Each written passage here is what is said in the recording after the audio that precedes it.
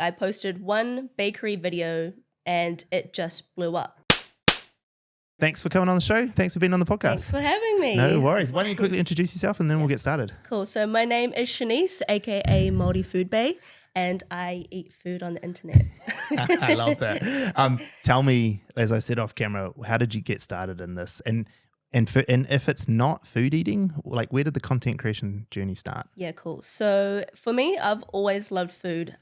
Even as a young kid, I used to always watch like the Food Channel. Oh, yep. Cartoons here and there, but always be watching the Food Channel. What was the shows?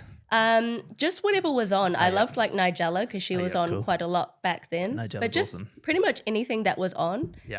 Because I love the whole thing. I love watching the prep, the cooking. Cool. I like to see other people eating and experiencing food as well. So I guess it was kind of natural for me that I would have an interest in making food content myself later on in life. Yep.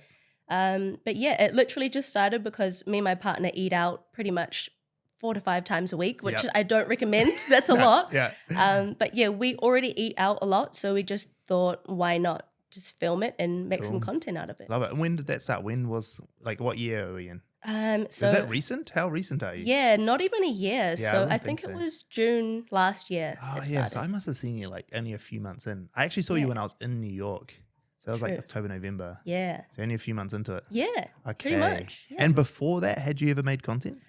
Yeah, so I tried to do the whole YouTube in maybe like 2017, and my first lot of content was actually mukbangs. Okay, cool. So I was just doing the typical like Wendy's, just the fast food stuff, kind of replicating what I had seen American YouTubers do. Yeah.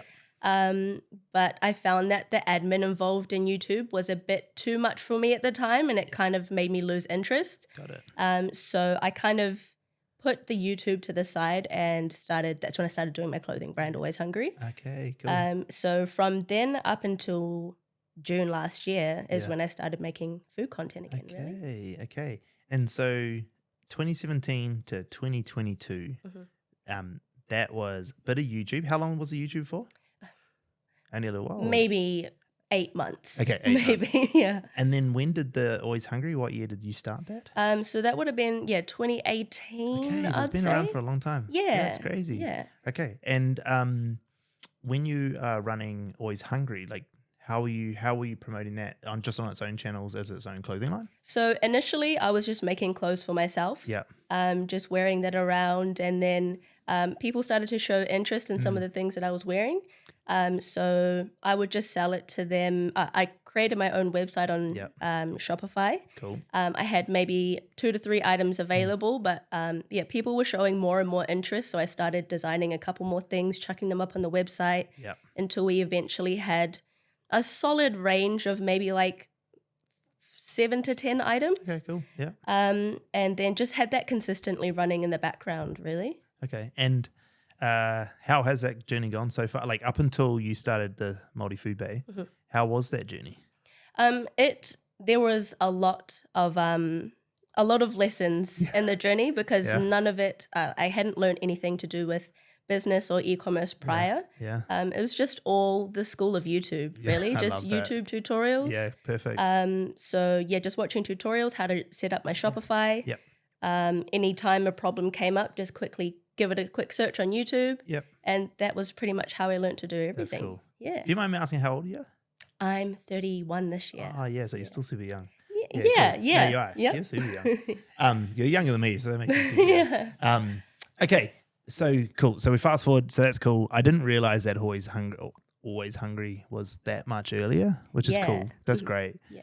It almost seems like it's a response to the show, but it's not. It's like your personality is exactly always hungry. Yeah. I love it. And it means so much more than Definitely. just food. Yeah. I'm obviously some ambition. Yeah, definitely. So there's the 2 meanings. So obviously Always Hungry, the obvious answer.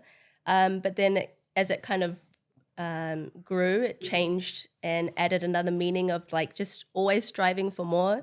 So if you're, I don't know, you're boxing, you're playing basketball in business, just always hungry and just striving for more. I love that. That's cool. Yeah. Oh, that's cool. That's another layer. Because I didn't realize, like I said, I just watched all your content as opposed to like really digging in. And I purposely didn't dig into who you were because I knew we'd well, I was hoping that would finally get to interview Yeah, you. absolutely. And I saw the thing recently, and I was looking at the Always Hungry because your first items are the tray. Yeah. And so like it just clicked in my head, oh, this is a funny brand, like a cool Yeah. brand because Yep. it makes sense for eating. Absolutely. But that's such a better story when I find out like it's been going for 6 years now. yeah. Yeah, pretty That's much. huge. Yeah. Yeah, that's crazy. Okay, so tell me, we got into this content journey. Mm-hmm. We started doing Māori Food Bae. When you started that last year, was it new channel, new concept, and just went all in on it, or did you trial and error? Like, tell me about that journey at the beginning. So my Instagram, I've just kept it as the same. Māori Food Bae just kind of took over my personal Instagram. Yeah. So yeah, that's pretty much just all food now with some bits of me here and there. But I created a separate TikTok account. But it's funny. Initially, that page was actually Māori Tech Bae. Oh yeah. Because I was planning on making content based around my journey working in tech. Yeah. And I think I posted one bakery video and it just blew up. It kind of maybe within 3 days got 100,000. Yep. And compared to the maybe 8,000 or so that I had been getting, that was huge for me. Yeah. And then one of my friends suggested just changing it to Māori Food Bae instead of Tech Bae. So I was like, yeah, that makes sense. Nice. Yeah, that's how that Had came you about. already started making the tech videos? Yeah, journey? so I had a handful up, maybe 7 or 8. Yeah. Just kind of around my journey of getting into tech. Yep. And then from there, just the food took over. That's cool. Yeah. Are they still there? Or did you delete them?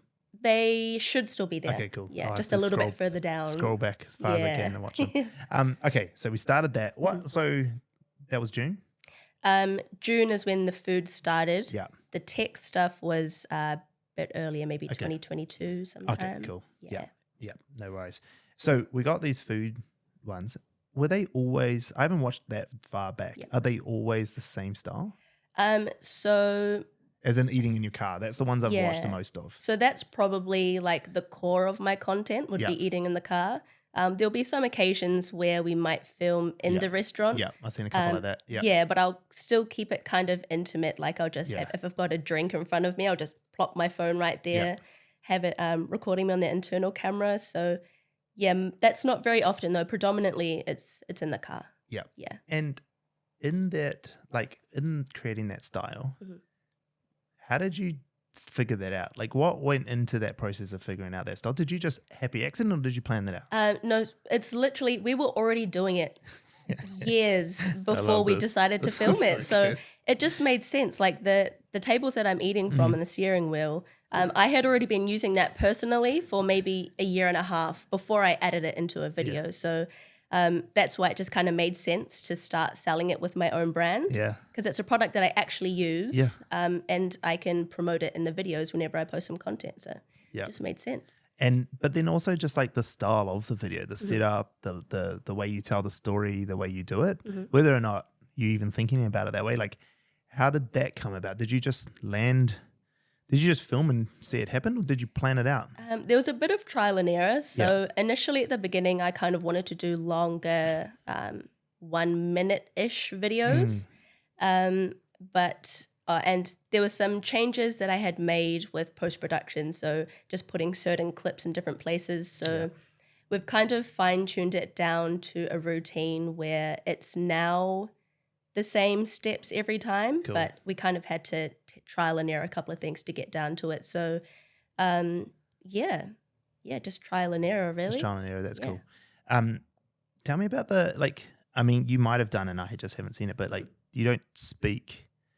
Do you speak in earlier videos? The tech stuff, yes. Tech stuff, but the food stuff, no. No, sir. Tell me about that choice. Yeah, so that's something I consciously decided to make different with my videos because I noticed that majority, if not all, of the food reviews from New Zealand, I'll say, is all talking. And the style of content is quite similar, whereas they'll kind of show the shop, the food, like the decor and everything. And me, for myself, my attention span is quite quick, so it kind of bored me. I'll just skip ahead to the food part. So that's something I consciously decided to implement for my own videos. So straight away, the first shots, it's food. And Yeah, the talking is something it. that I decided to not do because sometimes you just be like, I don't want to hear what you say. I just want to see the food. Yeah. So yeah, chucking a popular song or just a song that I like over the top just seemed a lot easier. Yeah. I think it's super effective. I think you can watch it without being annoyed. Yeah. Sometimes, like, Yeah. sometimes I don't mean to sound like a dick there, I but know like, what you mean, yeah. you know what I mean? Like, Yeah. sometimes I just want to know about the food. Exactly. The food's the hero. Yeah. Like, it's nice to hear your opinion, but like, I just want to see the food. Yeah. Really. Exactly. Yeah. I just want to see all the different elements of it. I like the fact that you've got like quite big, clean shots of stuff. Yeah. So there's no like, you don't get too cinematic. Yeah. Sometimes it's just like a bit boring when it's all cinematic. It's Yeah. I like, no, agree. like this is not how I would look at it. Yeah. You've kind of got it like, I'm a passenger in your car Yeah. getting to watch you eat with me. Just trying to keep it as organic as possible. Yeah. Really. I love it. So there was some conscious decision there. That's pretty cool. Definitely. And a bit of trial and error until you got the story structure right. Yeah, exactly. Cool. Okay, cool. So we're up to speed and that's been going well. When did it really start to take off? Like when did the numbers start to follow through? Those follow account. Yeah, TikTok has been, it's just been consistently just gradually growing itself. There hasn't really been one video where it's just blown up. So like, yeah, every time I log into the app, it's grown from when I looked at it previously. Instagram was a bit easier to tell because that was like, I think in December last year, so a couple of months ago, I had, I think, 5,000 followers. And then a couple weeks later, we were away on holiday in Samoa and I all of a sudden had 8,000. And because I was on holiday, I wasn't checking my phone as much. So every time I checked, there'd be like 300 new followers, 500 new followers. Yeah, cool. And that, yeah, it just went from 8 to 12, maybe within a month and a half, I think it's been. Nice. Yeah. That's cool. Okay, so we've got up to speed. Things are growing. This year, like I've been watching a lot this year as well. It keeps coming up on my For You page too, which is good because usually once you follow people, it stops showing you the people. Yeah. But it still comes out. I guess I get a lot of food content, which is probably I've hacked your telling. algorithm. Yeah, exactly. Which is fantastic. And so tell me about like, where's this journey going for you? Like, why are you doing this outside of we got to eat? So the main goal is to travel the world, eat food, and make content out of it. Love that. That's the end goal. Yeah. And when you say end goal, what does that look like? Like when, how, what does that look like for you guys? As soon as possible. I love that. Yeah. So we went to Samoa recently, like I just said, and we made another conscious decision to take time out of our holiday to go and film some food content every day. So first thing in the morning would wake up, do our exercise, and then the rest of the day would just be filming food content. So good. So that would be the ideal situation wherever we go, really. Yeah. That really lit a fire for wanting to do it internationally. Also, I watch a lot of other creators that do the same thing, travel the world, try the food and make content out of it. Who are the guys? Who are the people? So the main one that I watch would be the Best Ever Food Review Show, Sunny. So watch him almost every day. We'll be like watching dinner and watching one of his videos at the same time. There's a couple of others, Mark Weens. I'm not too sure if you're familiar. But they're probably the two Some most of the ones that you popular like. ones Are they TikTok, YouTube, Instagram? YouTube. Yeah. So is the goal to transition to YouTube from a monetary point of view? Definitely. Yeah. So I still have my channel. Yeah. I just What's that sitting at? I've given that no love whatsoever. So I have no idea, to be honest. Probably under 300 maybe, but do you not repurpose the current content on there? That is what I'm planning on doing. Cool. Yeah. Got it. Yep. Yeah. Sweet. So I've kept that there. And that is the goal. Start making maybe longer form videos with talking maybe. You know what I've heard, just to cut in on that, sorry to cut you off. I've heard, so we have a YouTube consultant that's helping us with a few things. And cool. With the shorts thing that's happening now, he reckons just start a new one. You reckon? If it's had other things post up on that channel, just start it with shorts and start it straight away, and it'll, if your content's good, which yours is, it'll find your niche real fast. Okay. Ours is a shit fight. Yeah. Like our content goes off on TikTok, off on Okay. Instagram, Yep. YouTube. It's a completely different beast. 800 views. No, but like the thing is that like we know the content's still good. Yeah. It's just that it doesn't understand where to send our content. Yeah. And it's sending it to the wrong audience who doesn't get it. And Yeah. all our comments like, what the fuck is this? What am I What watching? even is this? Why am I seeing why is this this? on my Like, page? You know? It just doesn't know where to send it. Yeah, And because it exactly. sends it to these guys and then they dislike it, it goes nowhere else. Yeah. So I'd like maybe even A/B test it, like Yeah, create a second exactly. page and just go. a good idea. At the end Yeah. of the day, even if it was 300 followers, are you really losing much by starting Yeah. a new one? I mean, they're probably ghost followers by now because it's been so long. but Exactly. Yeah. Just think about that. It's something that I've been thinking about recently. Yeah, like, it's a do good I just idea. start a new channel for other things that we're doing? Yep. Yeah. Yeah, Anyway, absolutely. just something to think about because the YouTube algorithm isn't good at changing what niche you're sitting in. Mm-hmm. Once your channel's categorized, it's really hard That's to pull it out. Yeah. Whereas TikTok, well, definitely Instagram at the moment is easier to do that with. Mhm. TikTok has been a little bit funny, but it historically has been quite easy to do that with TikTok as Yeah. well. Yeah. Yeah. I Anyway, agree. sorry, I cut you off You're there. good. But just something to You're think good. about. Yeah. So YouTube is the main way you see it being like that's the step one of career, or step two maybe. Step one's currently build your current following. I would say I would continue to grow my TikTok. That Yep. would be number one priority. And keep my Instagram going because that's also building up as my TikTok grows. Yeah. So YouTube is something that I have in my mind that I'm going to start using more actively.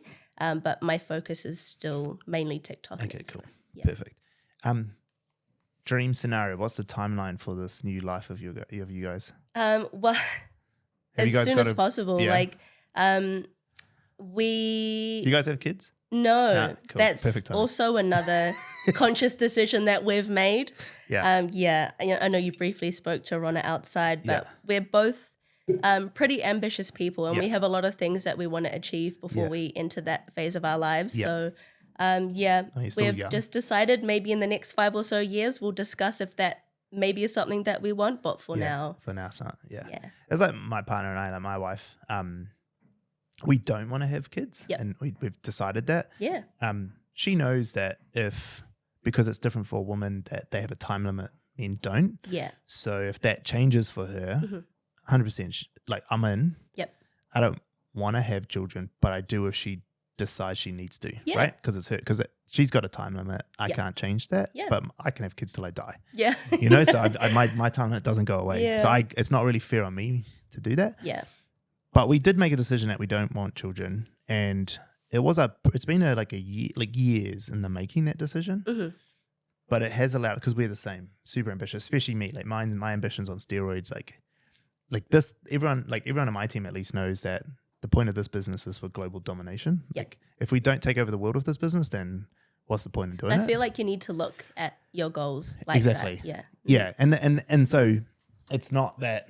I'm like super supportive in that like people who, I mean, this guy wants 8 kids. He wants he wants a village. He wants a Samoan village. Yeah, I mean, Or he eventually does. when we do want them, we probably will have a lot too, but just Yeah, at the not moment. anytime soon, that's for sure. But I also think even that concept of like not having them when you want Mm-hmm. is like a big mind shift for a lot of people, right? Yeah, definitely. Because a lot of, like you must have family Oh man, being I like when you're having think kids. it's like it's a struggle to hang out with our friends because everyone has kids. But we love them. We love you them. married? We love Or no. technically because we've been together for almost 15 years, Okay, but yeah. we're just not Yeah, officially. yeah. We were 7 years before I finally married. Yeah. We just got married 2 months ago. Actually, 2 months nice. ago as of yesterday. Oh wow, congrats. Yeah, thank you. But it was the same thing. We'd just been together for so long. And we Yeah. knew each other for 8 years before that. Yeah. Pretty much already married. Yeah, You yeah, just yeah. did it officially. Just did it officially, exactly. Just spent a bunch of money Yeah, to do it yeah. officially. Okay, so sorry, I cut you off there. So You're good. I think it's interesting because a lot of people struggle with that concept of kids and life. Like, I want the wife, the kid, the picket fence, Mm-hmm. but I want to chase this ambition. And you guys are essentially saying, well, we can have both. Right now, this is the focus though, Yep. and we're going to go all on it, Yep. especially from a cultural perspective that you guys would have. Being like, I'm half Cook Island, so knowing that the culture you guys come from, the pressures of family. Yeah, definitely. But we've been together for so long, I feel like they've just given up. They give up Yeah, eventually. but definitely for the first. But there's always that little side stab. Yeah, oh, You know? definitely. We'll be holding one of the nieces or nephews and they'll be like, oh, looks good on you. Yeah. Oh, that looks good on you, chat. Oh, mate. Here's your child. Yeah, my response was like, everything looks good on me. Fuck. Yeah, exactly. Hey. He's like, shut up, old man. Okay, so travel. Okay, so then, come on, give me a timeline. What are you working towards? So we've both just resigned from our jobs. But that's not to do this full time yet. Okay. We're getting there. What's it to do? So we're moving to Australia. Okay, cool. Yeah. Making the move back to Australia, to Brisbane. Mm-hmm. And that's just to kind of further our goals. I feel like we can do a lot more with our content in Australia. Not that we can't here, but just the travel, we'll be able to travel to the other states a lot easier. You just got more options to eat it. Exactly. There's just a lot more opportunity in There's general. heaps more stuff. Yeah. Brands deals are bigger as well. If things come Exactly. along. Yeah. Cool. So we kind of gave ourselves, we wanted to be fully out of 9-to-5 work by the end of this year. Yeah. I know that if we keep up the momentum of what's going on now, it's very possible. When you go to Brisbane, what's the goal? To go there, set up a life and do to get jobs and fund this, or just to fund this? So we will be getting jobs, but most probably part-time so that we can spend a bit more time focusing on the content. Yeah. Because that is the end goal, to get us out of the 9-to-5s. Yeah. Really. Have you thought about like just going into freelancing and what you do? Definitely. We're actually talking about that today, Yeah. actually, because we both have a lot of skills that can be utilized pretty easily. Like pretty much everything in this office we have done at least once during our learning and trial and error of everything. So maybe just being contractors, freelancing for a bit, maybe. What is your day job? Because I was talking to your partner. Yeah. But is yours the same or different? So I also work in tech. Yeah. For a software company. Yep. Not far from here. Yeah. Been there for about, I think, a year and a couple of months. Okay. Yeah. Yeah. And what's the day-to-day work for you? Like, what's the skill set? So Currently, what it is? Yeah, the role is integration analyst. Okay. So are you familiar with EDI? Explain it out to me. I probably am. Electronic data interchange. Yes. So if you have a candle store and you want to sell your products on Amazon, I'll integrate the two stores together using EDI. So much. And then like talking to your partner, you guys have got so much to offer the contractual freelance world. Definitely.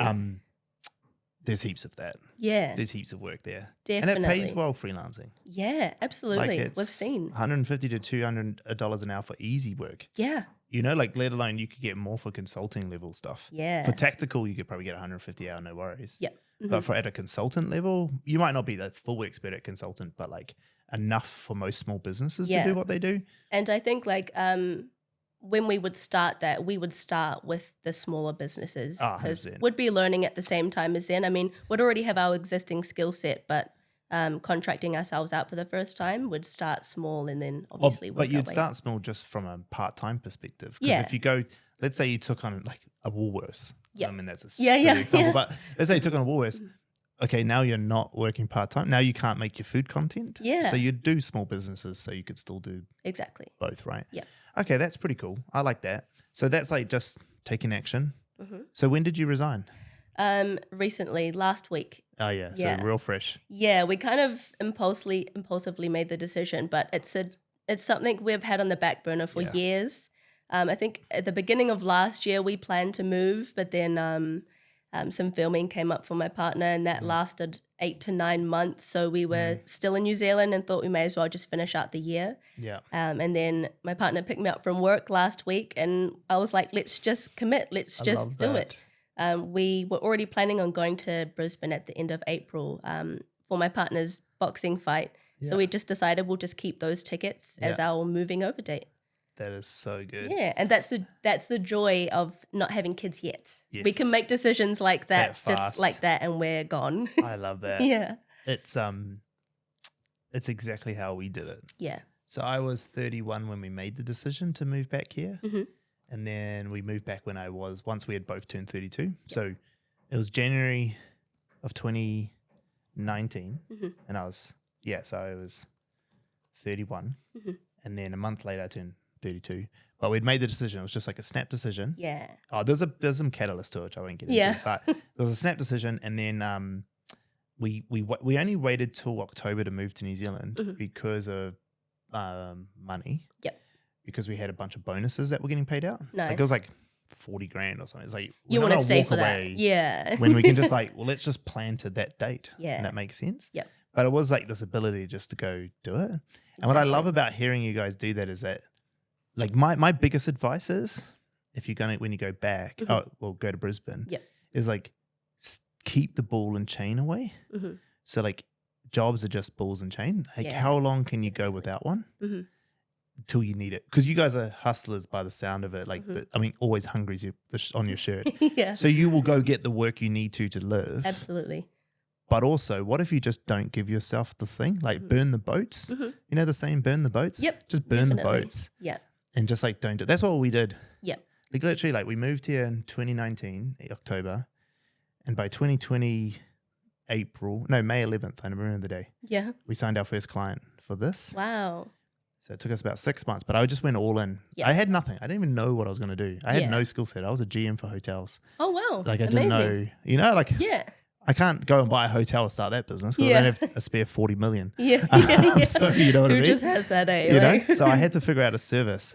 And like I was saying to your partner outside, I started building my brand on LinkedIn, personal brand and networking.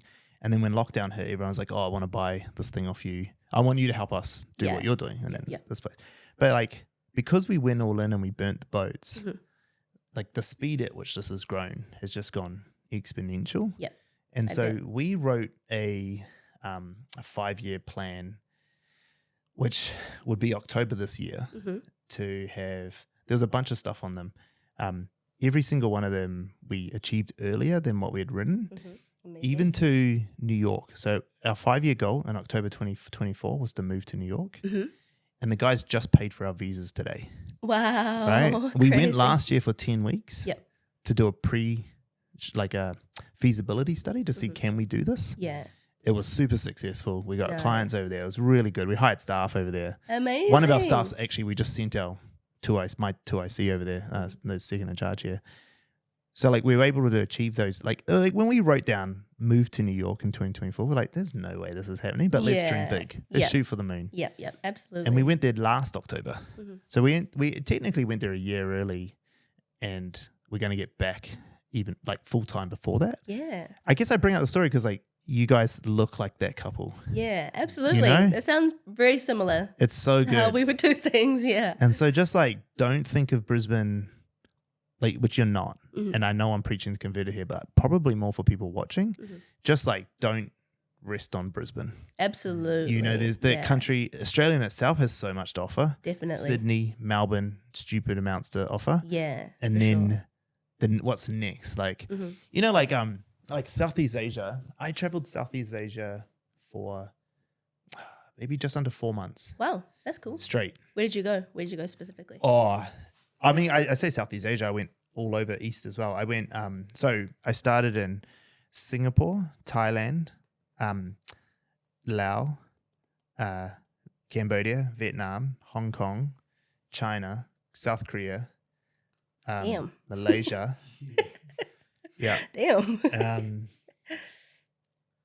Indonesia, Sumatra, I went to. Nice. And then I flew from, then went to Malaysia, sorry. And then from Malaysia, I flew to London. And I spent a year in London, then I did Europe, and then I came back. Wow. But that 4 months around Asia, that cost me, I spent on average, there was 2 of us at the time who did it. I was a lot younger then. Yeah. Different partner. But we spent on average $60 a day. Shit. Yeah. Amazing. I reckon you could still do it today for easily under 100 a day. Easily. Yeah. That's our plan after Brazil. Yeah. Our plan is Thailand. Smart. Yeah. Bro, the whole of Southeast Asia. Yeah. Thailand. Okay. Laos cheaper. Cambodia is cheaper. Vietnam's cheaper. Okay. Thailand's big now. Yeah. Everyone goes to Thailand. Yeah, that's true. Thailand's nowhere near as cheap as the other 3. Sumatra and Indonesia. Like, okay, so when you travel Asia, the entire time you travel Asia, you're trying to not get robbed. You're trying not to get scammed. I've been to Thailand, so I'm familiar. Okay. Yeah. So you try not to get scammed. You try not to get robbed, right? Everyone who's nice to you is trying to take money out of your back pocket, right? Everyone. So Indonesia was one of the last stops. And I get off out of this taxi and anyway, I get into this village that I was staying at. Everyone was trying to be nice to me. I was like, get away. I was dragging my... I was like, no, bro, it's fine. Like, I've just been through Asia. I've done it all. Get away from me. I don't need your help. I don't want to give you money. I'm tight budget. And then I was at the guest house and the guest house kept going, oh, do you want some dinner?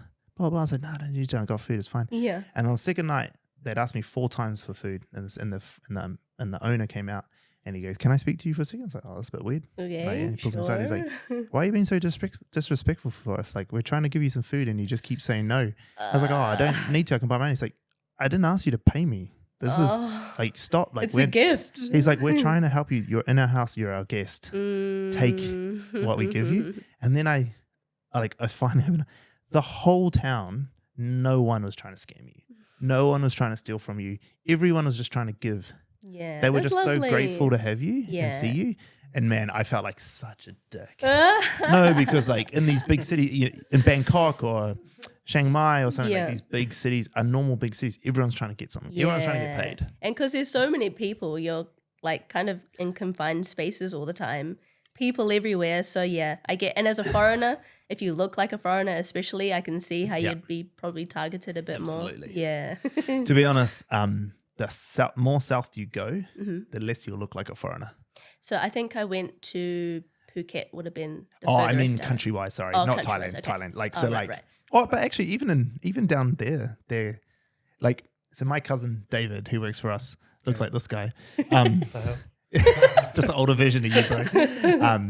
So he's full Cook Island. And so, I mean, when he was in Thailand and Koh Phangan we were in, they all just thought he was local. They just thought he was a tour guy. Yeah.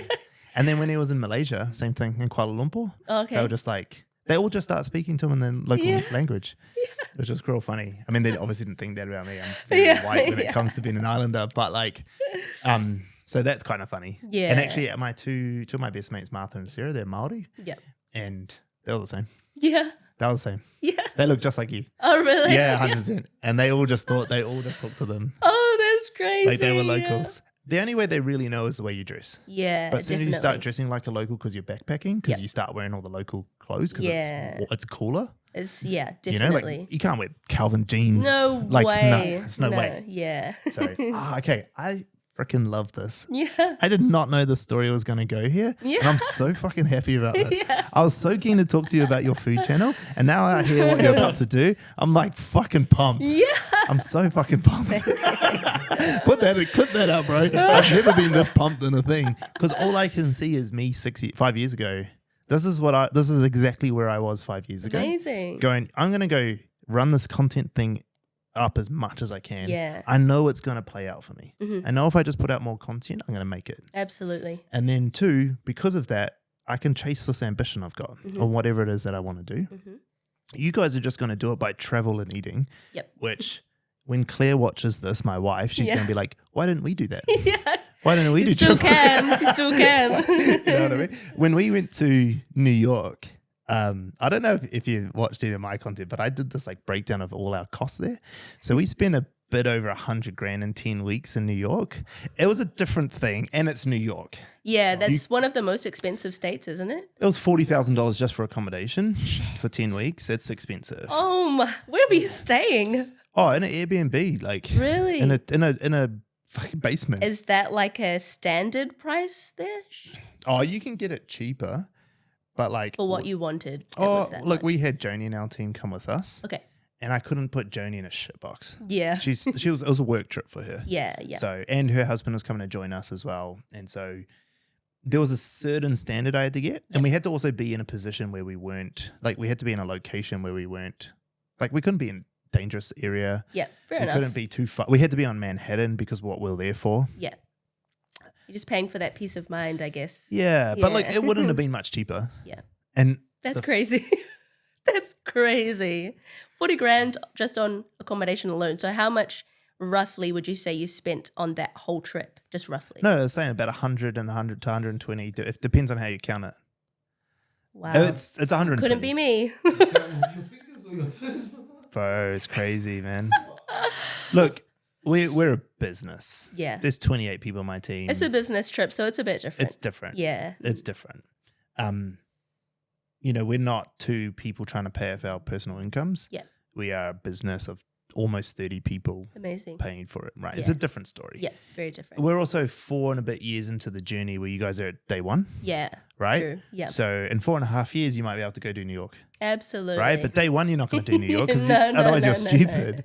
You're not going to do it. You're going to go to Thailand. That's on the and list, you're but gonna get kind of like down 100%. here. Yeah. Because what you do for content, Mhm. you want to be able to go to New York and have them pay, like cover everything. Yeah, I mean, ideally, all the travel would Exactly. be paid for. Yeah, yeah. Which then takes me to this next stage. Now that I know this is the goal, which is, by the way, if I haven't already said it enough, I'm fucking stoked about. I'm so happy about it. Not like this is going to sound real weird, and I hope this doesn't come off the wrong way. But I'm so stoked that 2 brown people are doing this. 'Cause Yeah, there's not enough of absolutely. it out there. I agree. You Yeah, know? I agree. Especially at your age too. Yeah, Oh I agree. man, fuck! Are you kidding me? I'm so pumped right now. I've never been this excited in a podcast. I'm so glad you're here too because I'm real pumped to see both of you so excited for this. Yeah. Okay. Anyway, so now that I know this is it, Mhm. how do you get this? Like, how do you build a brand that travel will be paid for? So I feel like the style of content that I do can kind of be replicated wherever we go. So with Samoa specifically, we kind of chose to film in locations that looked like it was in Samoa. So the first one we did, I think, was Lalomanu Beach. We filmed it with the whole beach behind me.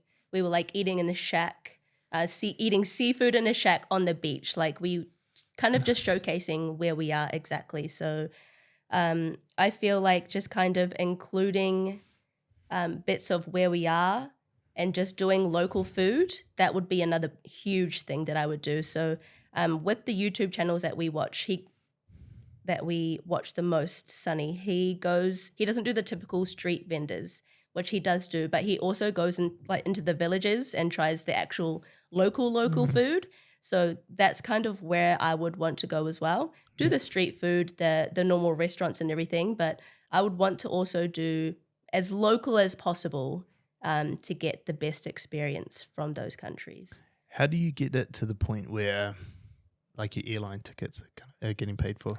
We have something in the works for that, but I won't talk about that just yet. But come May, that should be a bit more obvious with where we're trying to go with that idea. And that is something in the works. And that's from without giving too much away, that's like from a content style or a contract, like a opportunity? Content to begin with. Yeah. Cool.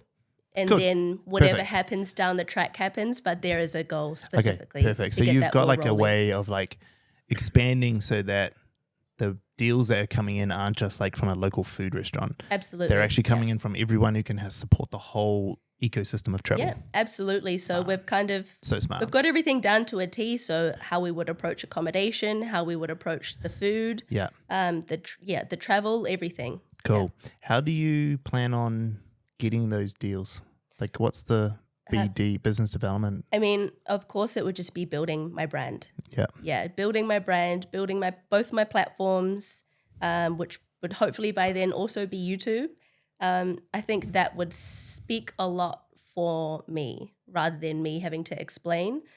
Just building up my own brand to the point where I can just say, this is what I do. Here's my analytics. This is what I can bring in. Is this something you'd be interested in doing? When do you think that is sorry, let me phrase it again. At which point do you think that is for you? Like, what is that number in your head? Is there a number? What is that for you when you say my brand can speak for itself? Well, I mean, I'm already getting paid campaign and everything. Like, Yeah. I think there's been a couple a week for months now. So it's already on the track to get us to that point. So I think just continuing what we're doing, just promoting my brands as much as possible, that'll get us to that point. Have you are you doing it all yourselves? Are you working with some management to help you do it? No, All yourselves? absolutely not. This Cool, is perfect. the management right Perfect. here. Yeah. Good. And so you don't if need there's- to. If there's anything that we don't know, like I said before, Yep. we'll just YouTube. Just YouTube it. There's a couple of other influencer friends that I have. If there's any questions that I have, I'll Cool. just ask how they would deal with this situation. But Yep. no, it's all just on this couch. How are you, like when you are getting those couple of deals that come through, are they people putting product into stuff? Like what are the deals that are currently coming through? So at the moment, it's just collaborating with other Cool. food brands. With food brands, cool. Yeah. Perfect. Yep. So there have been some other things for non-food related stuff, but it's all predominantly just food brands. Food brands wanting you to have go eat at their stuff? Yep. Yes. So to essentially paying for the food that you Yes. come in, and are they paying as well for you at this stage? Absolutely. Cool, good. Love it. Love it. And how do you price for that? That is a tricky thing. So we kind of did our own research. There are some creators on TikTok that will kind of talk about their fees and what they would pay. Some agencies also make the same kind of TikToks, but obviously it's not something that everyone's just willing to talk about. So with our own research and just taking into account the time that we spend post and pre-production, Yeah. just kind of guessing really and just hoping that I'm not undercutting myself really. Are you able to talk about any of it or where it currently sits? Like the higher end of where it is, like how much those rate cards are, like what you charge for? Not Are you at public? this stage Nah. because it would be different depending on the campaign. What about would you be confident talking about like where you want it to be? Where I want it to be. In the next little bit, because obviously it's going to keep climbing. Yeah, absolutely. So I can say to the point where like at the moment already, one campaign would be paying our rent and utilities. Yeah. I would like it to cover like a full, just everything really, and profit on top, obviously. So it's doing good at the moment. Does it pay like one campaign? Are we talking like for a week, a month? It depends. So at the moment, I'm working on a Fanta campaign that's the longest one that I've been on at the moment. Cool. Nice. But all the rest would be just a once-off campaign. But there's been a couple where it's a repeated. Every time they have another promotion or something, they'll reach out to do another video. So that's been Domino's and Burger King. Cool. Domino's doing heaps of it at the moment, eh? A lot. Yeah. A lot. Yep. Wendy's as well. Yep. Wendy's. Yep. Yeah. All the food places. Yep. Yeah. Tell me about Always Hungry. How has that changed since it's gone? Has it added more sales? Absolutely. What does that look like? And what can you tell me about that from a financial standpoint? Cool. So adding the tables on the website was probably one of the best decisions that we've made. I think it's just one of those products that you don't think that you need until you use it. And you're like, why have I not had this? Yeah, it's just such a strange object to keep in your car. But yeah, like I said, once you use it, you're like, damn, this is actually really handy. It's so good. Yeah, so like I work remotely as well. So you can use it for your laptop, you can use it for your food. So just having that product on the website alone has changed a lot for the brand. There's still some, because I don't know if I said this previously, but Always Hungry started as just only clothing. Yeah. And it still is. There's a lot of clothing on the website, but the tables have just taken its own turn. Yeah. Yeah. What can you say? Like how much, can you tell us like volume of sales there? Probably not exactly, but I've had to order stock, I think 5 times. I've had to reorder stock 5 separate times. Yeah.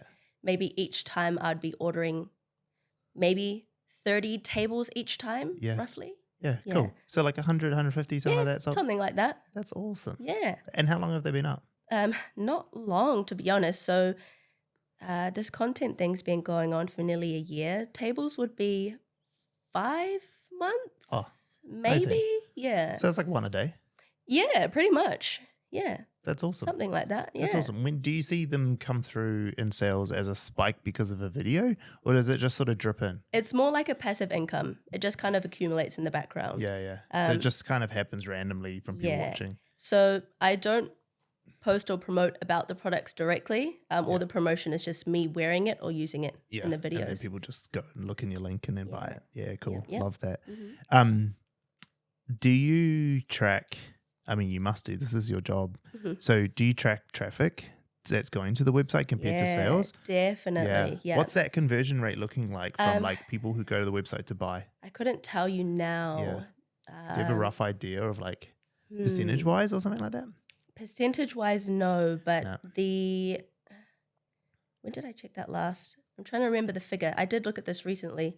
But I do know that majority of the traffic, if not all, is coming from TikTok. Yeah. Obviously having the link in bio, that does wonders. But no, sorry, I couldn't give you a figure off the top of my head.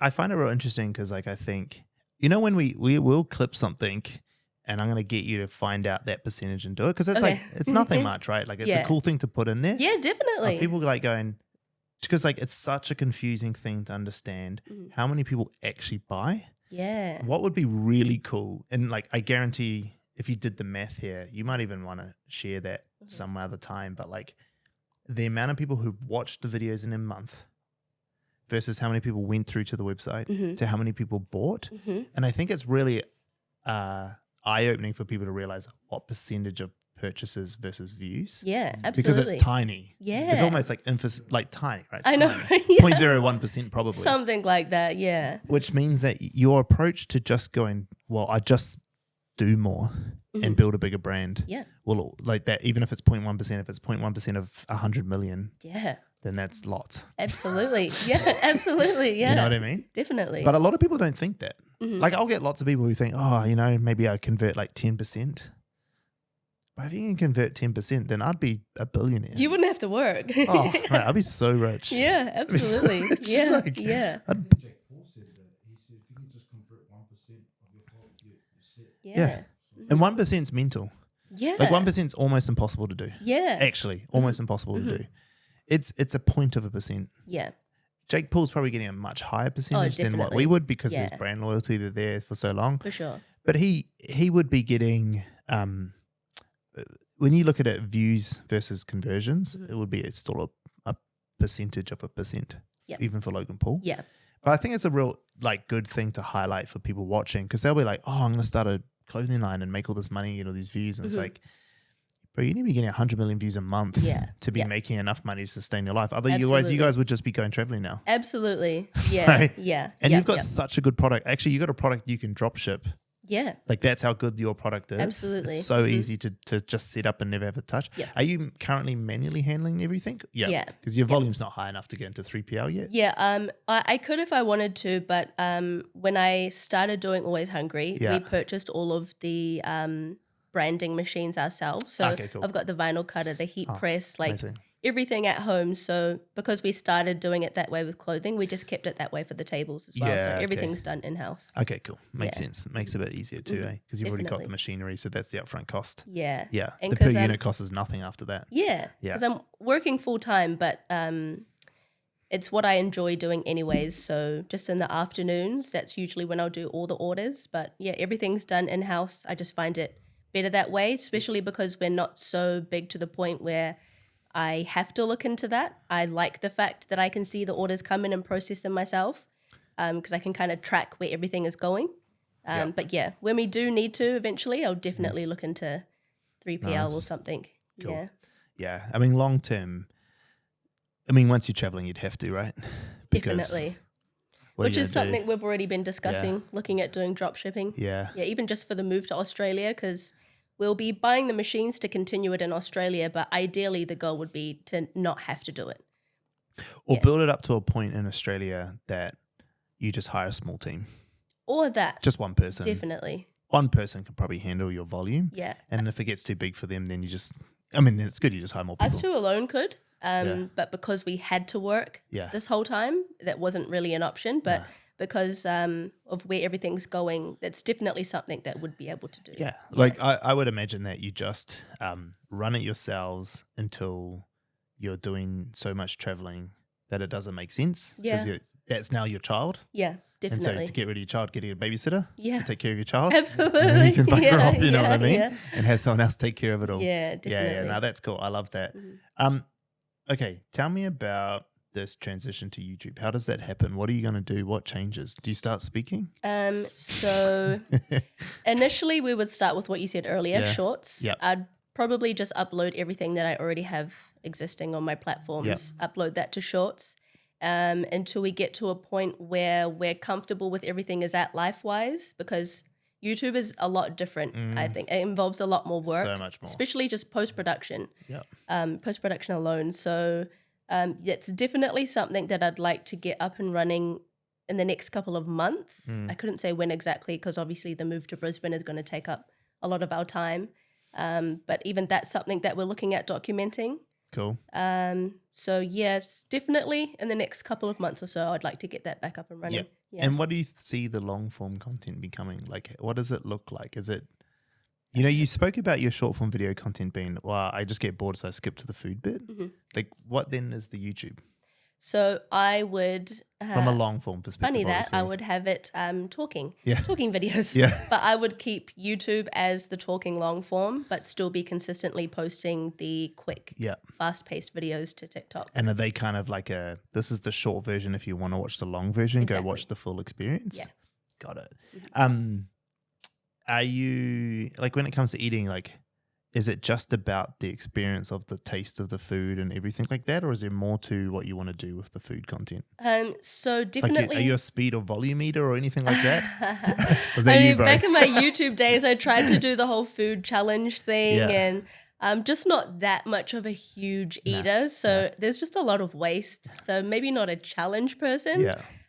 But yeah, probably just trying local food. Yeah. But there's also the standpoint I want to showcase is trying these things as a Māori. So the things that I want to try are things that we most likely probably wouldn't go to. So like maybe Laos, but I'd go into a village and try their food, and it would be Māori Food Bae tries Laos I love food. it. Yeah. Yeah. Something along those lines. Yeah, that's the angle you're taking. Got it. Definitely. And would that then be like review or more vlog?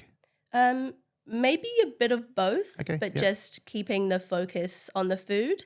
But as we travel, it would obviously showcase a little bit more of the country, Yeah. but still keeping food as the main focus. Yeah. Yeah. Yeah. Okay, cool. That's hard. Hey, that's Yeah, hard. I can yeah. tell why you're taking it slowly. Yeah, definitely. YouTube's hard. Yeah, it's a completely different beast, eh? Yeah. Yeah. Especially long form. Like we watch a lot of, there's a channel we watch, Cara and Nate. Yes. You seen them? I Yeah. love them. Yeah. Same. Mhm. But you notice if you watch a lot of them, they don't make content. They don't have much content from nighttime Yeah. because she edits at night. Yes. Because that's all she does. Yeah. Look, their company's grown to a point where they've got other people to help them, but she still does her creative control. I mean, she likes it, so Yeah. creative control. Same for us. Yeah. And that takes a lot because then I was like, well, like that's a lifestyle. Mhm. Like that's a tough Definitely. lifestyle. And like we enjoy post-production. Like with Yeah. my own videos, I can maybe film, edit, and upload a video maybe within like an hour maybe. Cool. It's something that I enjoy Yeah. doing, but TikTok is 30 seconds compared to YouTube 3 to 10 minutes, however long. But yeah. Yeah, nice. What's the big goals? Like what's the long term like you would be going, you know what? This is it. To a point where we are just fully self-employed, Yeah. I guess, where our bills are being paid just purely from the content that we're making, and just being able to live the lifestyle that we want, and not have to sacrifice anything, I guess, like having a $100,000 trip to New York. Yeah. Like obviously yours was for business, which, yeah, that's anyways. That figure is just, yeah. Oh, hey, it still hurts. Yeah. Trust me, Yeah. it still hurts. It still hurts so But much. yeah, getting us to a point where we could do that and it not be, can we eat tomorrow if we do this trip? And it's not at that point at the moment, but we would just like that to be like the furthest reality away from what we would currently Do you have at think that time. being like small solo, like I'm gonna say solopreneurs, even though there's two of you, but like a small solo team is more your style, or building a big like business around? Like Cara and Nate have like, I think a team of 15 or something now Yeah. behind them, right? Yeah. Like, is it like they're having a business like Fair Drop like they have behind them? Or is it we just want to be two people doing our thing and making money that way? Like, is any of them more appealing than the other? Yeah, definitely having help in the future for sure, because Yep. we do enjoy all the things that we do to do with all the content creation. But if we could possibly give someone else the opportunity to edit our videos, like I would love that, so Yep. that we could do something else that we enjoy instead.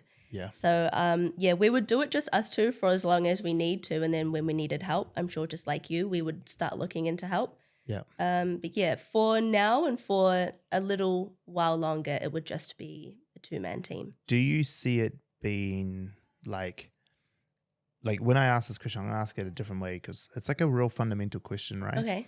Of like, people can either be very successful solo people as a system to build a solo career versus a system to build a business career.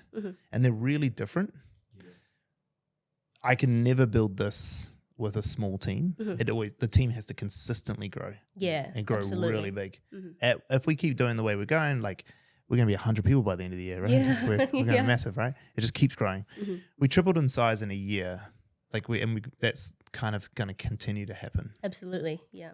So that's a real mindset shift. Like, you got this beast of an engine room. The thing is that the thing that people don't realize there is that actually what ends up happening is you have so many people helping you. You get so much more time back. You start buying time. That's the goal. That is the goal. Okay. Rather than being like two people with a little small team, you wouldn't be scared of building a huge team if it meant it gave you freedom. Absolutely. Yeah. Cool. I love it. Because that's a whole different conversation, right? Yeah, definitely. That's a whole different conversation. Yeah. But we're also like, I get what you're saying, but also because we want to kind of do like balance our lives out, because we didn't grow up with much and we don't want to miss out on more time. Yep. So we didn't have all when we're growing up. So Same. really like trying to find a balance between work and life and everything. Claiming our time back. Yeah, pretty much, because time's short. People Yeah. die all the time, and so we just 100%. want to enjoy the moment. So I definitely understand what you're saying. Yeah. But yeah, we're kind of tossing up between it too. We don't know whether to go business or like more like just us two. So I'll give you, that's good. I like that. I'm the same. I grew up Manadera. Like, I grew up real poor, like super poor. I know the story, bro.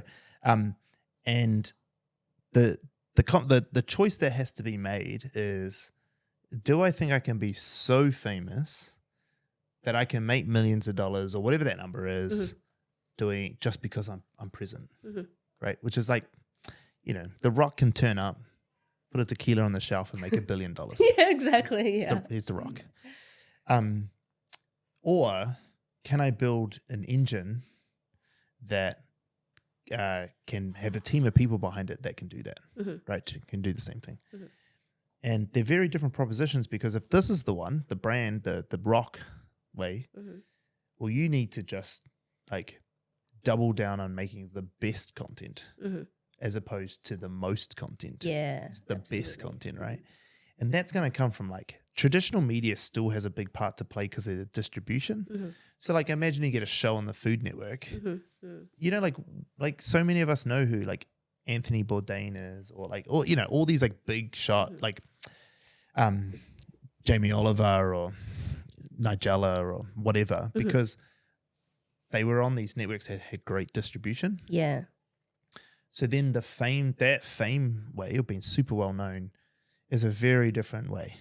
You would be going to the place likes of LA and stuff to try to talk to producers to take your thing to go put me on a show. That show blows you up further, put me on another show. And then you build this brand so big that when you put a book out, 1 million people buy it. Yeah. So that's a whole different conversation to going, how do we build this business like Always Hungry?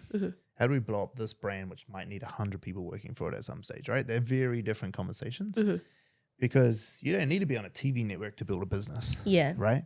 But to be famous, you need to do something. Yep. And usually like a lot of the real famous people, they're either, there's this like, they act, they play sport, they make music, or they're on some form of a reality TV show that's really good. Yeah, yeah.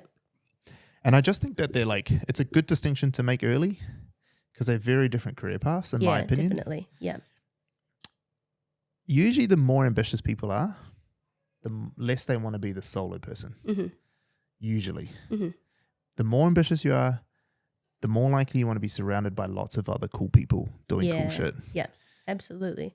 And when you're a solo, you're an artist more than you are anything else. Mm-hmm. Like sports stars, musicians, or like comedians, they're artists almost in the field. They're so talented at this thing. They're specialized. They specialize in this one thing. And people can't be around them very often because they don't understand them.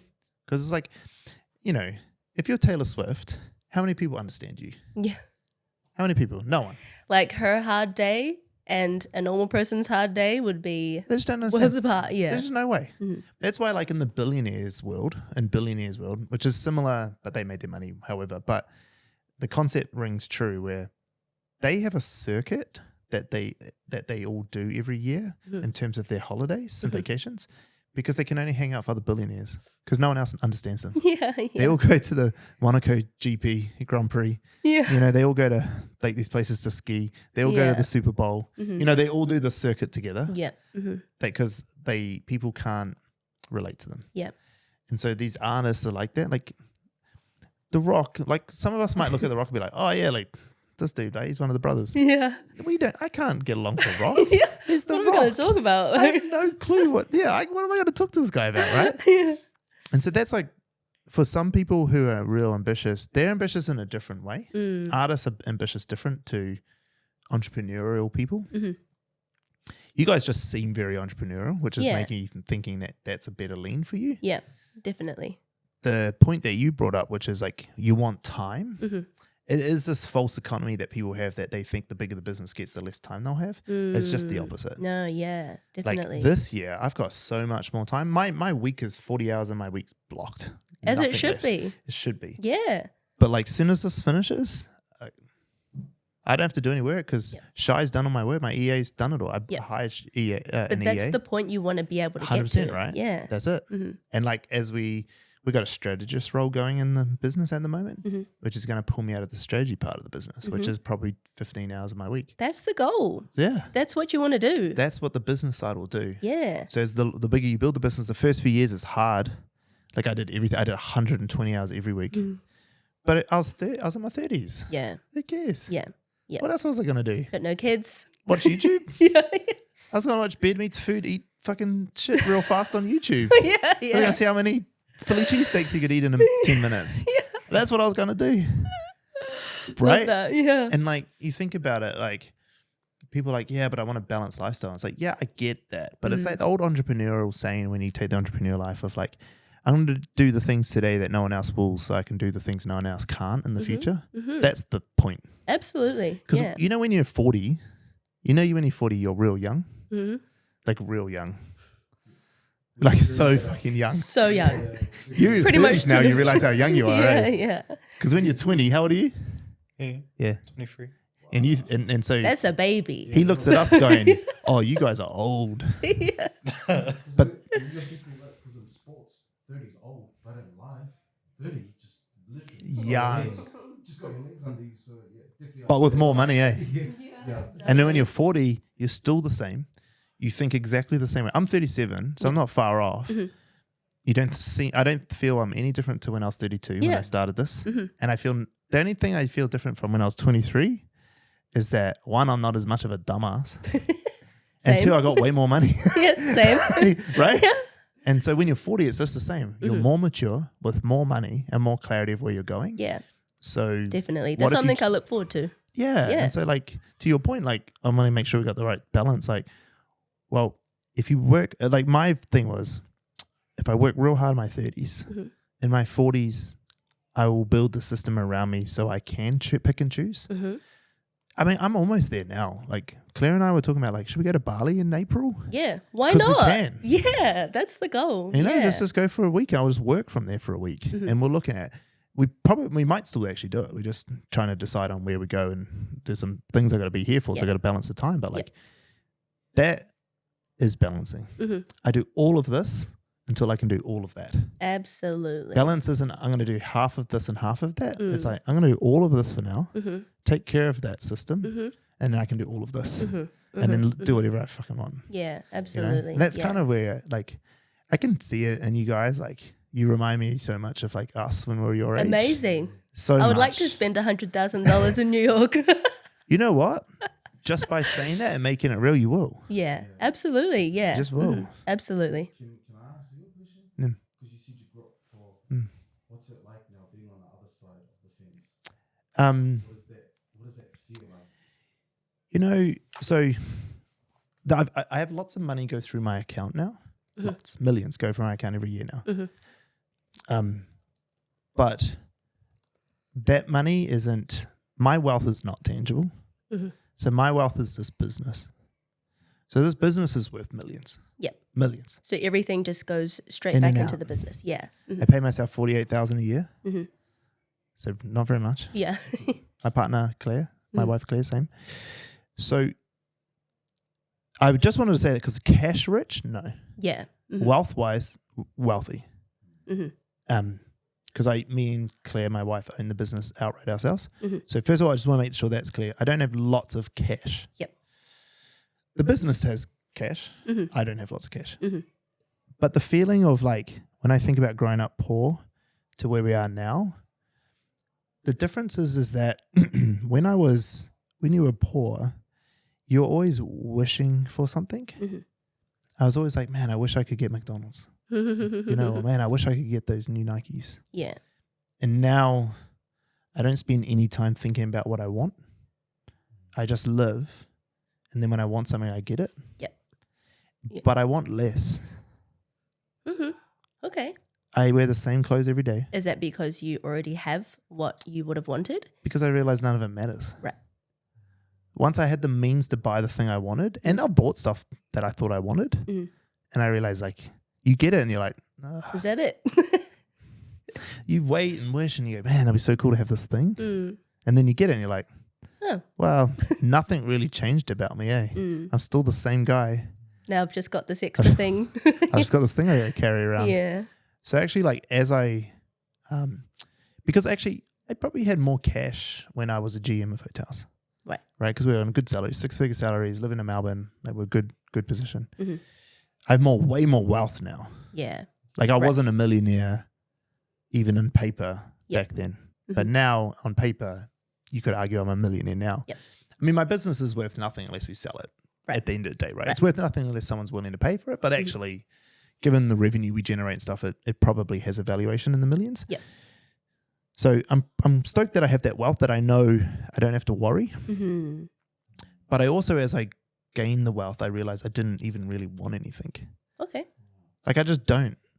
Like you'll see me, like this overshirt, I've only got it on because I'm going out for dinner tonight and I needed something and I put it on for the whole day. So I do it. But like I wear a white or a black t-shirt every day. Hey, every day. Non-stop. Non-stop. All he wears. I wear the same denim. I got 3 pairs of these pants. I wear the same pants every day. In the summer, I've got country road shorts. And I got 5 pairs of the same short in different colors so I can swap them around. That's so typical man, eh? To have like the same item but like 10 of My them. gym gear, I got the same black short, the black singlet. I got 5 of each. I got 14 pairs of black underwear and 7 pairs of grey underwear. Those are my gym underwear. You got your system. I got 3 pairs of the same tracksuit pant. Yep. I just got this capsule wardrobe, right? So, you know, like we'll go shopping and I'm like, I'm not going to buy anything. Yeah. I'm not going to buy anything. I'm just here for lunch. Do you find that you have more or less problems than when you didn't have as much money? I have different problems, probably the same amount. The problems I have now have bigger consequences than when I was poor. When I had no money, you know, like when I say I had no money, like, yeah, we grew up in Manadea. Like we grew up in, do you know Manadea well? Yeah. No? So I grew up in Malford Street near JC, James Cook. Like I was that part of Manadea. So not a good part of Manadea either. Yeah. Like I was in a bad part of Manadea. And so that was poor. And then, I mean, the one benefit I did have is my parents were together, and I give that a lot. of Yeah. credit because Absolutely. that's huge. Mm-hmm. I realize in time now the reason me and my brothers are really good now is because we had parents who were together and we had dinner at the family table every night. And I realized that was my foundation. Even Yeah, though we were love that. poor, we had that. So I'm privileged in that respect. That's not normal for a lot of people in Manadeo, a lot of broken homes. So I was privileged in that respect. And in our later years and teenage years, my parents started to have a bit better financial position, but then they also lost everything twice. Right. They went bankrupt. And so that was the poor. And then also when I moved to Australia and lived on my own, I was also like, at one stage we were living out of a car, like because we couldn't get an apartment. And my brother and my cousin lost their jobs and I had to support them on my casual food and beverage attendant wage. Yeah. So the problems I had then, they weren't as impactful to others than they were just impactful to me. Yeah. Right. But I knew I could always eat. Yeah. There's always places to go get food. If you're hungry, someone will feed you. Yeah. There's heaps of places. I know because I have a lot of friends who are Indian, for instance, that I could rock up to one of their temples and they would feed me. That's so hospitable. Eh? They will feed you. Yeah. They will not let you go hungry. There's food banks everywhere. And I'm not too proud to go get free food. Absolutely. Yeah. I am not too proud. So I knew at rock bottom, like the impact of my decisions and problems I have just meant like I get to eat a nice roast meal tonight or I have to have some slops that I got for free. Yep. And I worked in hospitality and I stayed in hospitality because you got free food in hotels. So I also ate heaps there. Yep. Now my problems are if I don't do this deal, I can't pay his salary. Right. And now Very he different. can't eat. Yeah. And so it's more impactful, right? Elaine can't pay a mortgage, you know? Nate can't take his kids Very to different. school. Yeah. So that's a different thing.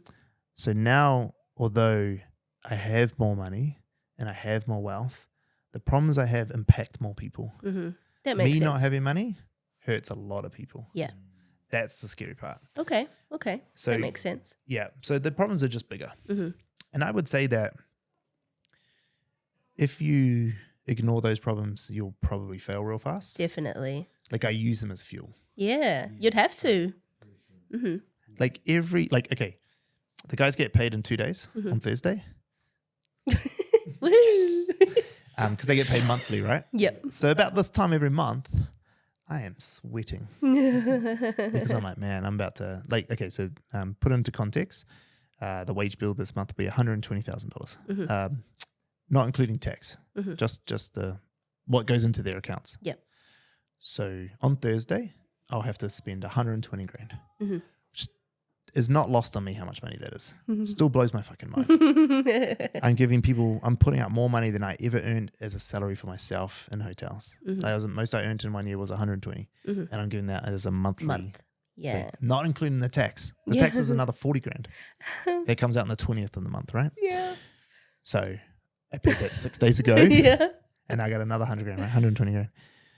So like that feeling of going, how the fuck am I going to get this money? That for me is fuel, Definitely. like fuel. And I'm really good with finance because of my hotel days. I learned business really well. That I have a forecast. The guys all can see it, cash flow forecast of going where we're going to be. And it obviously gets less accurate the further out you get, but like I can tell you in April that we will finish the month with 140K left in the bank. Nice. And I'm pretty positive that will happen. Yep. Nice. As it gets further out, that number gets less because you don't know how clients will come from and stuff. We've got a pretty decent forecast, but not perfect. Yep. So I guess what I'm going with that conversation is that like those problems are the same amount maybe. They're more impactful, but now I use them for drive because when it's just you're worrying about, it's not as easy to get excited. Yeah. It's like working out. Like if we really thought that way, we'd all have six packs. Exactly. We'd all be ripped because we'd be like, well, this is for me. Yeah. We'd all be walking around ripped.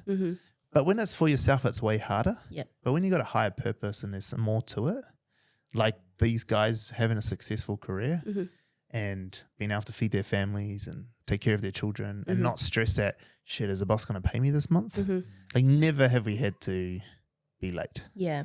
Amazing. That is like the fuel that I use it for these days. So Makes sense. it's scary though. Yeah. Fucking scary. Yeah. It's cool. That's a good stress to have. problems. Yeah. I would like those problems. Yeah. I can tell, I can tell that you guys are going to be, I think you guys shouldn't be scared of growing a big business. Mhm. I think that what you should be really adamant about is like, because you haven't had careers where you've run big businesses, Mhm. you should be really mindful of learning what it is to run a big business. Mhm. And the core skill in my mind is leadership. Mhm. You should do as much leadership training and development as possible, whatever you can. Okay. Even if the only possible chance you get is by volunteering, Mhm. just do it. Okay. Go coach a small rugby team or something, like be a manager for a sports team if that's all you can do from a leadership perspective. Mhm. If you can't lead, you can't get people to follow you, Yeah, absolutely. right? Mhm. So these guys, like this shit, I mean, it's after hours now for these guys, right? And there's heaps of people out there. Mhm. But their thing is like, no, we're in a common cause here. Mhm. Like we're trying to do some damage together. Yeah. On Friday night, like most of the team were here, right? Most of the team were here till what? We'll stay. 10 o'clock, 9 o'clock? Yeah. Because we had an event on and we're doing some cool shit and two of our staff were speaking at it. Nice. And like you do that by leadership. That's the environment Culture. you want to have. Yeah. And culture is built from leaders. Yeah, Absolutely. Yeah. Yeah. Working in finance, and I can tell you right now, no amount of money will change anyone's attitude. It's got to come from the top or the surrounding. 100%, bro. Mm. I couldn't offer him another 30 grand to behave better. Yeah, absolutely. It's up to him or your environment. Exactly. Yeah. So, yeah. Mm. 100% agree, bro. So do training in that and coaching, develop yourself. Don't assume you can just do it. Yeah. I've had heaps of development and leadership and coaching. Mhm. I was lucky in hotels. I had a good hotel group that I worked for, Mhm. Intercontinental Hotels Group, and they Okay. spent a lot of money on me. And then I had three actually really good leaders who mentored the hell out of me. Nice. And you need it. Yeah. and if you're going out on definitely. your own now, bro, like you need it. Yeah. You need it. You need it. It's more important than understanding finance Mhm. because you can just pay an accountant to do your finance. Yeah. Mhm. You can't pay an accountant to come and build culture in your team. Yeah. You know, Yeah. you know what I mean? Mhm. It comes from the top. Yeah. Like there's still lots of stuff in our team and culture that I get wrong all the time. Mhm. And I'm constantly having to beat myself up over and learn and develop. You're and learning do at the stuff. same time, right? Mhm. Yeah, of course. Mhm. I was lucky in that because I ran big hotels that I got a lot of experience, but you Mhm. guys haven't had that yet, right? You work in Not tech. yet. Yeah. It's a different world, Completely different. whole different world. Mm. So that would be my advice is like, because I can see that you guys are like similar mindset to where we were at your age. Mhm. I mean, shit, you're doing the exact thing we did, just the other way around. Yeah. We came back to New Zealand, you're going back to Yeah. Australia. But just if you're going to build a business, don't underestimate the need for good leadership. Mhm. And also, one other thing, we probably should wrap up. It's 5:30, but like the other thing I'd kind of stress for you to do is to use what money you have Mhm. to, as fast as possible, bring on support. Okay. Don't think you can do it on your own. Okay. Yep. You know what? That makes sense. Don't want to do it on your own. Mhm. The very first client I signed on May 11th in 2020, what I told you, I hired my dad the next day. Yep. And the reason I hired my dad is because I could also fire him straight away if it all turned to shit, right? Because Love you, Dad. I'm sorry, but he didn't even want to do it, but I needed someone. yeah. So you guys might have freelancers, you guys might whatever. The moment you can take away things outside your head and buy yourself time back, Mhm. the more you can grow it. Okay. Like imagine if you didn't have to do any editing straight away, Amazing. right? Amazing. I know you want some creative control and there's some stuff there, but like I can still edit this podcast Mhm. through him, Exactly. Yeah. Right? Yep. Exactly. which is leadership. Yep. So I would like say to yourselves, how fast can I get help? Mhm. How much personal financial sacrifice do I have to make? Can I live with Mhm. to get that help? And do it. Okay. That first client I signed on, every dollar went to my dad. I got none of it Wow. until I signed on another 4 and I got to 5 and then finally there was some left over for me. Yeah. Yeah. Because I was just like, you know what? Like I want 30 clients, Mhm. but I can't get to 30 clients if I'm doing all the stuff my dad's done. Can I quickly ask what was the help that your dad was giving you at the time? Was it the admin stuff? At the time, it was the delivery of the thing I sold. Okay. Okay. So initially, the first few clients we brought on just wanted on LinkedIn, you can do what's called outreach, which is just connecting with people, right? Mhm. And back then, you could connect with 400 or 500 people a day. 400 people a day. Shit. Mm-hmm. And so 40% of them would connect with you. So 160 a day. So over a week, you're 400 people connecting with you. Amazing. And then so over a course of a month, you're getting 1,600 new connections. Mm-hmm. And these are people that have got money. Mm-hmm. And so you could do deals because just a small percentage of them would be like, oh, I like what you do. Can you do it for me? Yep. And so we did that for other people. So in the finance industry, we had clients who are mortgage brokers and we're doing this with them. And then every month they might get 12 leads. Mm-hmm. They get 2 of them signed and they just made, I don't know, 15, 20 grand. Yep. And they pay me, at the time, they'll pay me like $1,500. I was like, fuck all for what we're doing. That was straight to dad. Straight to dad. Yeah. Paying his salary. Mm-hmm. And so he was doing all the connections for me. Okay. Right? He was Okay. doing all this manual labor, which he hated. But it meant I could go sell more. Mm-hmm. And then eventually we had enough clients that Dad was like, I don't want to do this anymore. and I was introduced to a guy who had teams in the Philippines.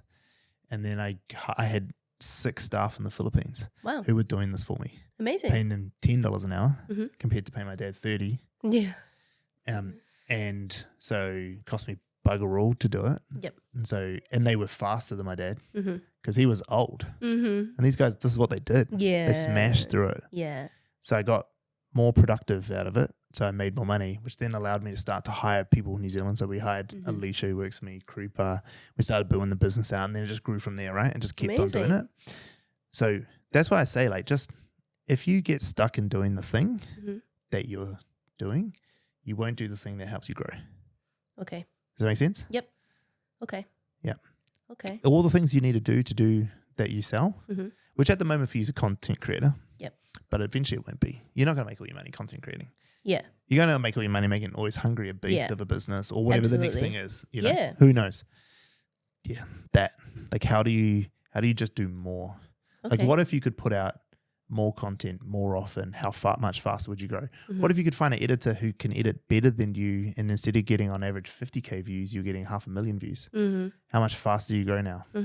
That's what I do, right? Like, I had a big LinkedIn audience. Then we brought on Joni, who knew TikTok better than I did. Well, I didn't know it. I mean, 6 months later, we're at 300,000 followers. Yeah. And it's like, oh, okay. So yeah, just hire the people who know the thing. You're good at content creation. What if you had someone who's even better? Yeah. Because to think you're the best is naive. Yeah, definitely. Like, that's just silly. Yeah. Who is the best? Yep. There's You're always never the someone better. first and you're never the best. Exactly. Yeah. So what if you could just hire these people to give you, and now, like, I guess there's cost involved and stuff like that, but you know, you can take chances on people who show promise. Yeah, absolutely. Like, Joni cost me, her first starting salary was 60 grand and she had 430,000 followers at the time on her personal account. Like, that's what creators in New Zealand get paid because they can't earn much more. Yeah. As a, oh, she wasn't even a creator. She was working at Superdry.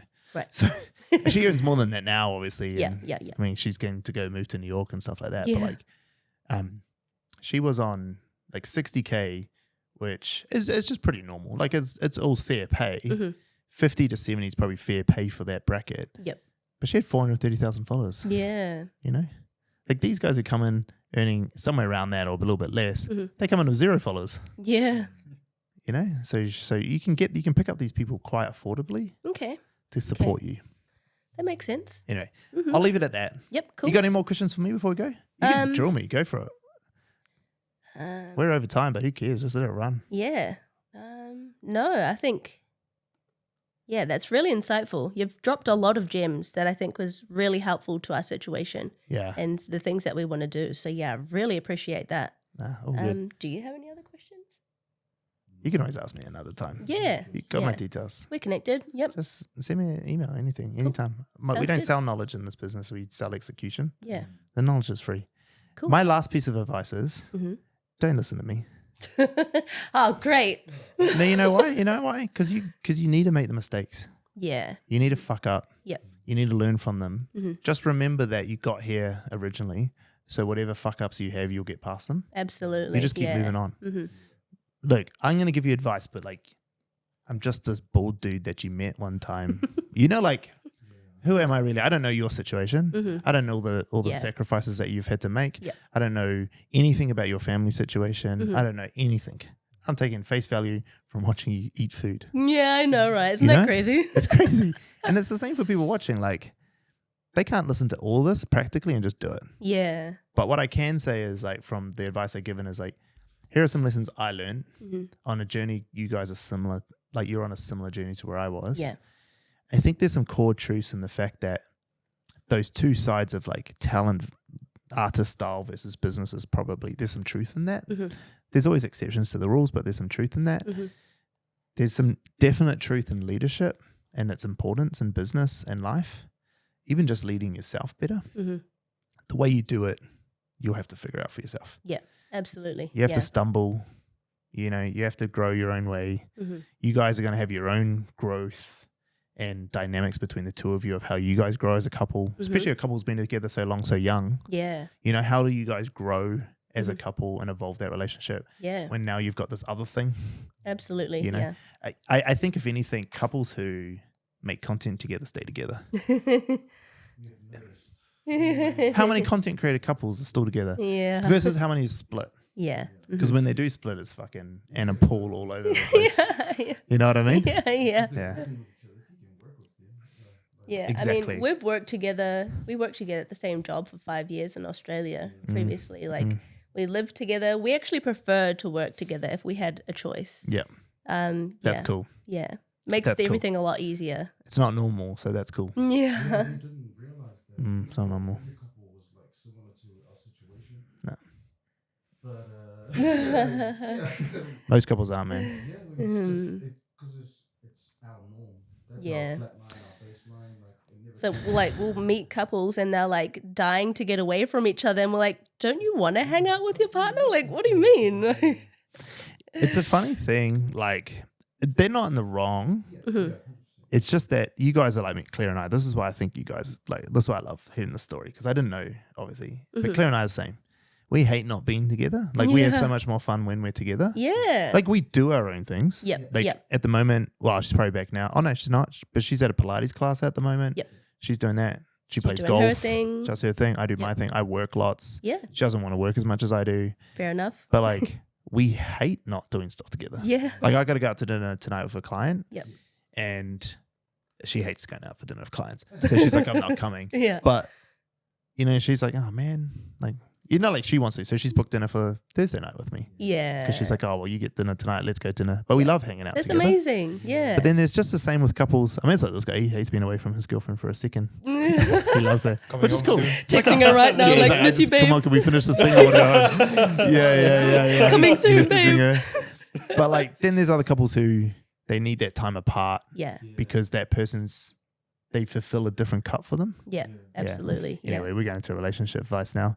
I'm going to cut it off. This was awesome. Yeah, Honestly, I was real pumped for amazing. this. Thank you so much for coming on. I appreciate it. Thank you for having me. You're welcome.